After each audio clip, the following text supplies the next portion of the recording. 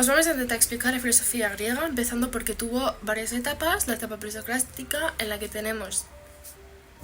tratan de descubrir la naturaleza del universo y que expliquen la unidad y el orden de este.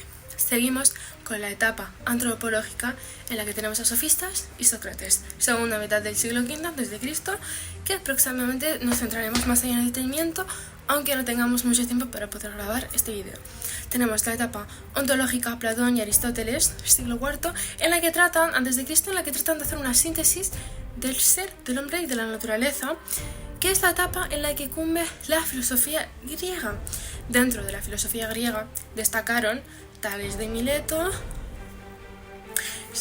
del año 624 hasta 564 a.C., Anaximandro de Mileto, 610-545 a.C., y Heráclito de Efeso, 540 al 480 a.C., Pitágoras, que es un matemático fundamental. Vamos a decir que es un matemático que se dejó llevar por los números, por lo impar y lo par, cosas que van a destacar dentro del mundo. Tenemos a Sócrates y a Platón. Aristóteles, que es uno de los más importantes en estos momentos, es Sócrates. ¿Por qué? Que es del que vamos a hablar más adelante. Destacó demasiado en la filosofía y es uno de los pensadores más importantes que hemos tenido y que están en este mundo y que próximamente va a destacar demasiado en el mundo. Sócrates fue maestro e inspiración de Platón, que también hablaremos más de él en adelante, y podemos explicar las diferencias que tienen y que van a tener y las similitudes. La filosofía socrática centrada en la ética y virtud influyó en gran medida en la obra de Platón, ya que fue su maestro. Además de la condena de muerte de Sócrates por parte de las autoridades atenienses, dejó una profunda huella en la filosofía de Platón. Esto explicaremos más adelante qué pasó y qué está pasando, que acaba de pasar recientemente. Entonces, ¿qué pasó? Que Platón se dedicó a explorar las causas de la injusticia y la tiraña de Sócrates. Y de esto más adelante os lo vamos a explicar mejor y con más detenimiento, porque no tenemos mucho tiempo. Sócrates es una de las figuras imperecederas de la historia de la humanidad. El hombre, que nació en Atenas en el año 469 a.C., fue condenado a muerte y ejecutado en el año 399 a.C. Por impiedad y corruptor de jóvenes, se ha convertido en un símbolo para los hombres de todos sus tiempos. Su figura sigue siendo un misterio.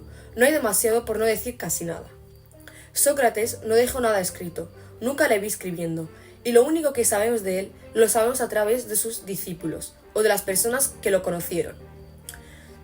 Todos los testimonios sobre Sócrates coinciden en señalar una serie de rasgos que permiten reconstruir fidedignamente su condición. Por ejemplo, la inquietud moral, el tema del hombre, su escrito sentido del deber, su devoción por el diálogo, según este pensaba que el diálogo interpersonal y directo es el único método de filosofar válido. Su método filosófico, fundamentado en el diálogo, lo denominaba maieutica. Por esta razón no escribió ninguna obra, todo lo cual contribuyó a que se le conociera como el Tábano de Atenas, coincidencia crítica. Sócrates comparte su interés por el hombre, cuestiones morales y políticas y su método de enseñanza. Una de ellas es que no suele cobrar por sus enseñanzas y aporta soluciones radicalmente nuevas a los problemas políticos y morales. Es precisamente el relativismo, actitud general de los sofistas respecto de la moral, lo que provoca en Sócrates un profundo rechazo. Si cada uno entiende por justo y por bueno una cosa distinta, la comunicación y la posibilidad de entendimiento entre los hombres les resulta imposible. ¿Cómo decidir en una asamblea si una ley es justa o no? La tarea más urgente que se propone Sócrates es la de restaurar el valor del lenguaje, y para ello se hace necesario tratar de definir con rigor los conceptos morales: justicia, bien. Ahora podremos seguir explicando a Platón, que fue una de las más importantes en el mundo. A grandes rasgos definen que existe entre materiales, absolutos, inmutables y universales, independientes del mundo físico, de los que derivan todo lo que existe en este plano físico. Como por ejemplo sería la bondad, la justicia, la virtud o el mismo ser humano en sí. La doctrina central de la filosofía platónica, que nos está explicando y que nos hemos dejado influenciar por él hoy en día los humanos que viven en Grecia, es la teoría de las ideas. Brevemente, está formada, por ejemplo, por una doctrina que consiste en la afirmación de que existen entidades inmateriales, es decir, seres inmateriales, absolutas, inmutables y universales, que independientemente del mundo físico, como por ejemplo la justicia en sí, la bondad, el hombre en sí, ¿qué pasa? Que estos derivan su ser todo lo justo, todo lo bueno, todos los hombres, todo lo armónico y además de que proporciona que hay en el mundo. Entonces, Platón, con lo que estamos viendo, esta es su filosofía, esto es lo que nos está dejando ver en estos tiempos. Espero que este vídeo llegue.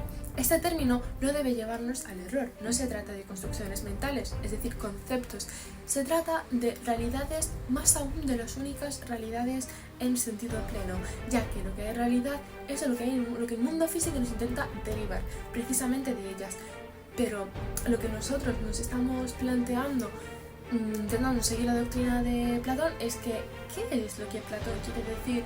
La idea, el problema ontológico de la realidad y epistemológico del conocimiento, según él, están relacionados. Platón, con su teoría de las ideas, el núcleo central de toda su filosofía, que es el núcleo de su filosofía, es decir, es lo que más Platón nos está intentando dejar ver, es que intenta dar respuestas a los dos problemas. Es decir, ahora bien, la teoría de las ideas no aparece formulada sistemáticamente en ninguna de sus obras y además estuvo sometida a continuas modificaciones, incluso autocríticas en este mundo.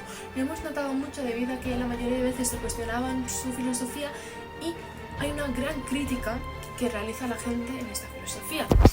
Más adelante os explicaremos mejor. Seguimos explicando mejor. En esos tiempos sabemos que Platón fue un discípulo de Sócrates y lo ha sido un gran maestro para él. ¿Qué esto qué quiere decir? Que han estado de acuerdo en varios aspectos y varios puntos de vista que os explicaremos. Sin embargo, también eso no quiere decir que no hayan sido contrarios.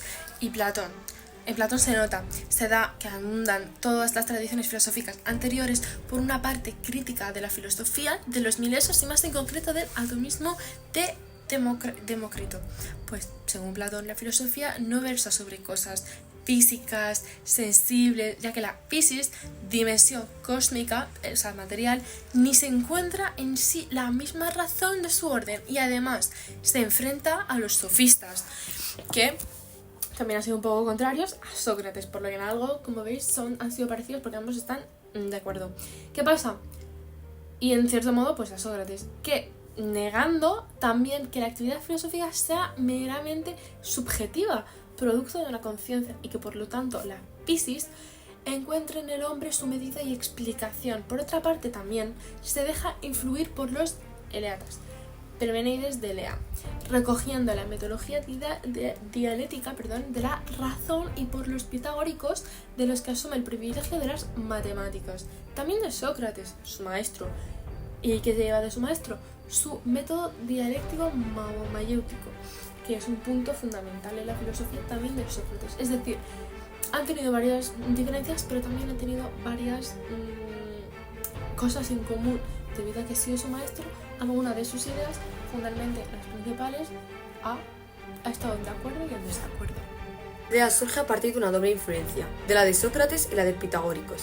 De Sócrates tomó que el verdadero conocimiento trata sobre lo universal, pero a diferencia de Sócrates no concibe lo universal como meras definiciones, sino como entidades similares a aquellas con las que trabajan las matemáticas pitagóricas, entidades que tienen realidad por sí mismas, con independencia del mundo sensible y a las que no se puede acceder a través de los sentidos, sino únicamente a través de la razón. La principal diferencia es la escritura. Es decir, la principal diferencia es que Platón y Sócrates es que Platón dejó una gran cantidad de unas obras escritas, sin embargo de Sócrates no dejó ninguna, es decir, no tenemos ninguna obra escrita. La teoría de las ideas. Otra diferencia importante es la teoría de las ideas de Platón. Mientras que Sócrates se centraba en la ética y en la moral, Platón desarrolló una teoría metafísica compleja. Por otra parte, tenemos el método. El método que utilizaba Sócrates es la mayéutica, para poder ayudar a sus estudiantes a descubrir la verdad por sí mismos, mientras que Platón se centró más en exponer sus propias ideas a través del diálogo. La visión política. Platón creía en un Estado dirigido por filósofos, mientras que Sócrates no tenía una visión política clara y se centraba más en la ética y la moral. Aquí tenemos las principales diferencias, sin embargo, hay más.